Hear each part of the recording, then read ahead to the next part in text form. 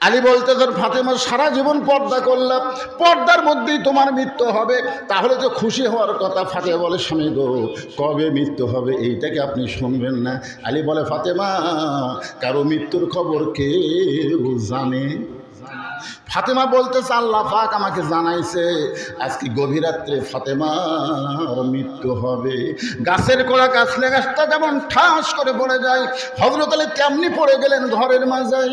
মা ফাতেমা স্বামীর মাথাটা উরাতের উপরে নিয়ে একটা চুমা দিয়ে মুচকি মুচকি হাসি আর বলে, স্বামী গো, এমন করে আপনি কাঁদবেন না, কারণ আমি জানি আমার স্বামী সাধারণ কোনো স্বামী না, আমার স্বামী হলো পৃথিবীর 1 নম্বর শিক্ষিত।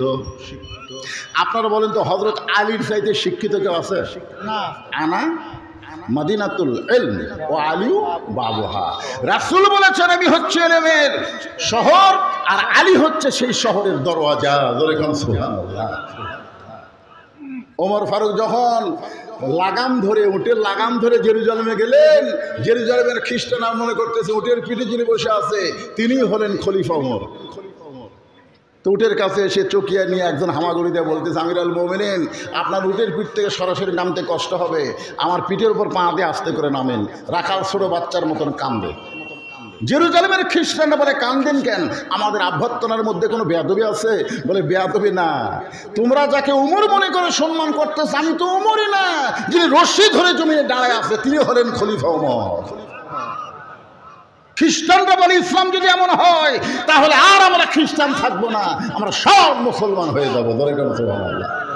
সব খ্রিস্টান মুসলমান হচ্ছে, কিন্তু একটা পাদ্রী ওর কাছে যখন খবর গেছে যে খ্রিস্টানরা উমরের আদর্শ দেখাইতে মুসলমান, পাদ্রী এসে উমরকে বলতেছে, ওমর, আমিও কলমা পড়ে মুসলমান হব। ওমর ফারুক বলে, ঠিক আছে, কলমা পড়েন। বলে, না, কলমা পড়ার আগে তোমাকে 4টা প্রশ্ন করব, উত্তর দিবার পারলে মুসলমান। ওমর ফারুক চমকে গেল, কি প্রশ্ন ভাই? বলে, 1 নম্বর প্রশ্ন হলো, একই সঙ্গে 2 ভাই জন্মগ্রহণ করছে, আবার বহু বছর পর একই সঙ্গে 2 ভাই মৃত্যুবরণ করছে, এক ভাইয়ের চাইতে 100 বছরের বড়। 2 নম্বর প্রশ্ন হলো, পৃথিবীর এমন কোন জায়গায় সূর্যের আলো একবার পড়েছে কিয়ামত পর্যন্ত পড়বে না, ওই জায়গার নাম বলতে হবে। 3 নম্বর প্রশ্ন হলো, পৃথিবীর এমন কোন কবর যে কবরও জীবিত, কবরের লাশটাও জীবিত। পাদ্রী বলে, আমার 4 নম্বর প্রশ্ন হলো, পৃথিবীর এমন কোন কারাগার যে কারাগারের মতন কয়েক নিঃশ্বাস নেবার পারে না, এরপরও জীবিত থাকে। উমর ফারুক চোখের পানি নিয়ে বললেন, এই প্রশ্ন জীবনে শুনি নাই, এরকম প্রশ্ন জীবনে শুনিনি, উত্তর দেবো কেমনে? পাদ্রী আর মুসলমান হলো না। উমর ফারুক যখন জেরুজালেম থেকে মদিনাতে আসলেন, আলীর সঙ্গে দেখা। আলী বললেন, কে ভাই, মন ভার কেন? জেরুজালেমের খবর কি? বলে, হাজার হাজার খ্রিস্টান মুসলমান হয়েছে। আলহামদুলিল্লাহ, খুশি হন। ওমর ফারুক বললেন, একটা পাদ্রী আমাকে 4টা প্রশ্ন করলো, উত্তর দিবার পারলেই মুসলমান হতো, কিন্তু আমি তো উত্তর দিবার পারি নাই। আলী বললেন, কি প্রশ্ন? বলে, 1 নম্বর প্রশ্ন হলো, পৃথিবীতে এমন কোন ভাই, যমজ ভাই একসঙ্গে জন্মেছে, বহু বছর পরে একসঙ্গে 2 ভাই মরছে, কিন্তু এক ভাইয়ের চাইতে এক ভাইয়ের 100 বছরের বড়, এই 2 ভাইয়ের নাম কি? আলী বলতেছে, এক ভাই হলো ওজর আলাইহিস সালাম, আর এক ভাই হলো আজিজ আলাইহিস সালাম। ওজারকে আল্লাহ ঘুমের মধ্যে 100 বছর রাখছিল, এই জন্য 100 বছরের ছোট। কাফেরেরা 2 ভাইকে একসঙ্গে হত্যা করছে। উমর ফারুক বলে, হাই, এটা তো আমি জানি না। 2 নম্বর প্রশ্ন করলো, পৃথিবীর এমন কোন জায়গা সূর্যের আলো একবার পড়েছে কিয়ামত পর্যন্ত পড়বে না। আলী বলতেছিল, ওইটা হলো যখন মুসা আলাইহিস সালাম পার হলেন সাগর, তখন আল্লাহ সাগরকে রাস্তা বানায় দিলেন, ওই সময় সূর্যের আলো সাগরের তলদেশে পৌঁছে গেছে। ফেরাউন যখন দল বললে নামছে, তখন সাগর আইকার মতো হয়ে গেছে। কিয়ামত পর্যন্ত এই জায়গায় সূর্যের আলো আর দ্বিতীয়বার পড়বে। 3 নম্বর প্রশ্ন হলো, কবরও জীবিত, লাশটা জীবিত। আলী বলতে যে কবর হলো মাছ, আর লাশটা হলো ইউনূস আলাইহিস সালাতু ওয়াস সালাম। 4 নম্বর প্রশ্ন হলো, এমন কোন কারাগার নিঃশ্বাস নেবার পারে না, কয়েদি জীবিত থাকে? তাই বলে মনে করেন এটা আয়না ঘর। এই রে, আমিরে জামাত মরহুম গোলাম আজম হুজুরের ছেলে যখন আয়না ঘর থেকে ফেরত আসলেন, এই শালি এত খারাপ বুঝলেন, ভালো ভালো মানুষগুলোকে গুম করছে, ভালো ভালো মানুষগুলোকে ধরে আয়না ঘরের মধ্যে নির্যাতন করেছে। কিছুদিন আগে একটা কল রেকর্ড ফাঁস হয়েছে, যে কোনো সময় চট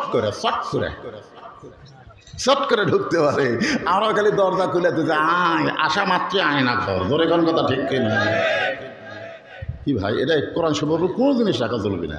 সব জিনিস কোরআনের নিচে, উপরে কোনো জিনিস রাখা যাবে, সবার উপরে থাকবে কি? আরো জোরে বলেন। আগামীতে আমরা দেখতে চাই বাংলার জমিনে কোরআনের উপরে আর কারো জায়গা হবে না। জোরে কোন কথা ঠিক না? সূরা আসরের 4টা বিষয় আমি কিন্তু ওয়াজ করব, অধৈর্য হলে চলবে। এরপরে মারাত্মক ওয়াজ আসতেছে, অতাওয়া সবিল হক। হক বোঝেন? মামুনুল হক, আজিজুল হক, তুলজাল হক, জাহাকাল বাতিল, ইন্নাল বাতিলা কানা। সেই ফাটাফাটি ওয়াজ, গরম যতই লাগুক, অনেকদিন পরে এসে 8-9 বছর হলো। ধরে কোন ঠিক কিনা? হ্যাঁ। এর মধ্যে আবার প্রশ্ন দিছে, প্রশ্নগুলো পরে দেওয়া লাগবে।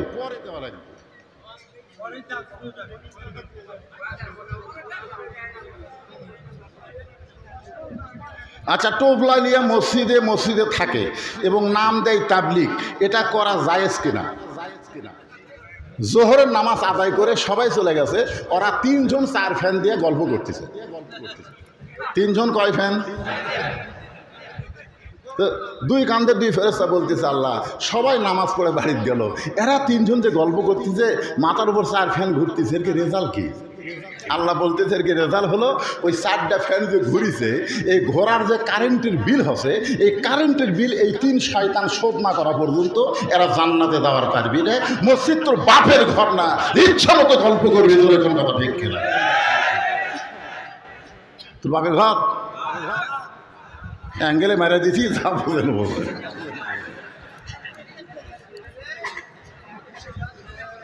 আল্লাহ। আসসালামু আলাইকুম দাদা, আমি আপনার প্রিয় ভক্ত। আমার প্রশ্ন, আপনার ওয়াজে এই যে 17 রাকাত নামাজ নবীর উম্মতির জন্য আল্লাহ তাআলা দিয়ে দিল, এখন এই 17 রাকাত নামাজ কোন নবীর কয় রাকাত করে নামাজ ছিল, এটা আমার জানার আগ্রহ। ঠিক আছে, নামাজের উপরে ওয়াজ হচ্ছে, জোরে কোন কথা ঠিক কিনা? নামাজের উপর হচ্ছে না? পুরুষের নামাজ, মেয়ে মানুষের কি? এইখানে 2টা জিনিস খেয়াল করবেন। মরদ মানুষের 1 নম্বরের নেক আমল হলো নামাজ, আর নারীদের জন্য 1 নম্বরের নেক আমল হলো পা। আরো জোরে কোন। ফাতেমা বলতেন, স্বামী গো, আমি জানি আপনি হলেন সবচাইতে বড় শিক্ষিত, আপনি হলেন সবচাইতে বড় বীর। আপনারা বলেন তো, ফাতেমার জানা কি ভুল আছে?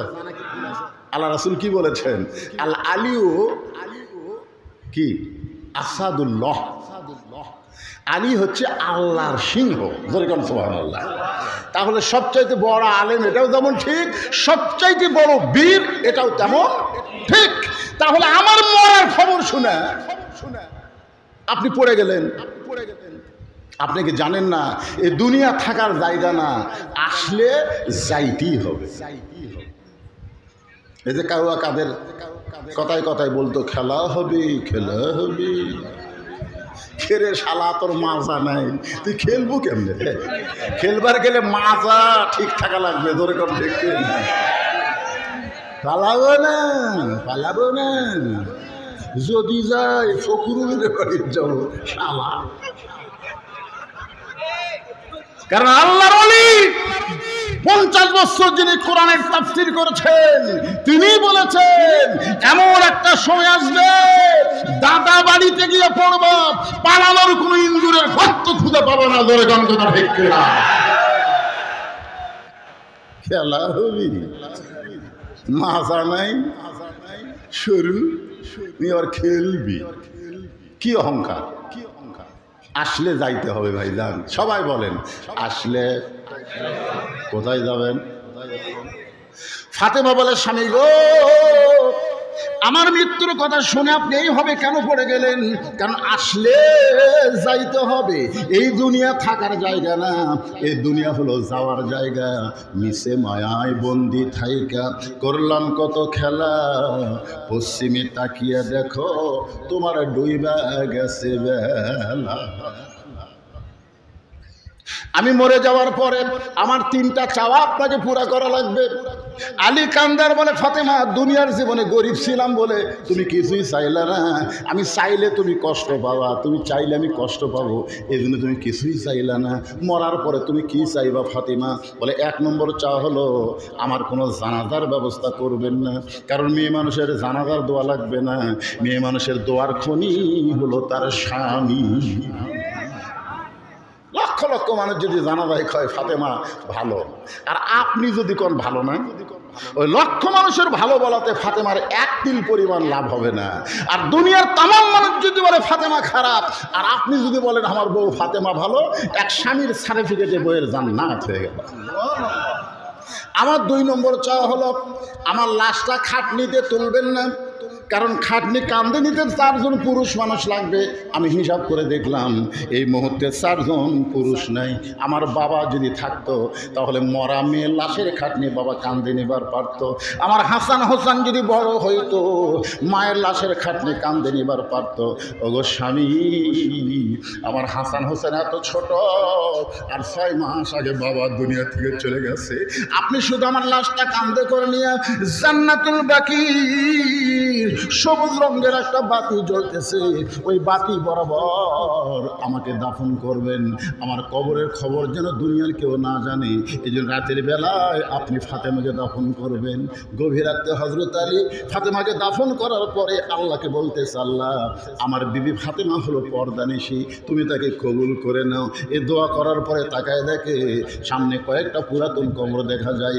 এই মাত্র ফাতেমার কবর দিল, সেই নতুন কবর আর আলীর সামনে নেই। গোটা জান্নাতুল বাকি দৌড়ায় বলে ফাতেমার কবর, ফাতেমার কবর। কে যেন ডাক দেবে, আলী রে, ফাতেমা হলো পর্দানিশী, আমি আল্লাহ জোহরা ডিগ্রি দিয়া তার কবরটাকেও পর্দা করে দিয়েছি। আমার মায়েরা যারা পর্দার অন্তরালে বসে আছেন, এই যে ওয়াদ আপনাদের শোনালাম, 1 নম্বর নেক আমল হলো পর্দা। আর মরদ মানুষের 1 নম্বর নেক আমল কি? নামাজ।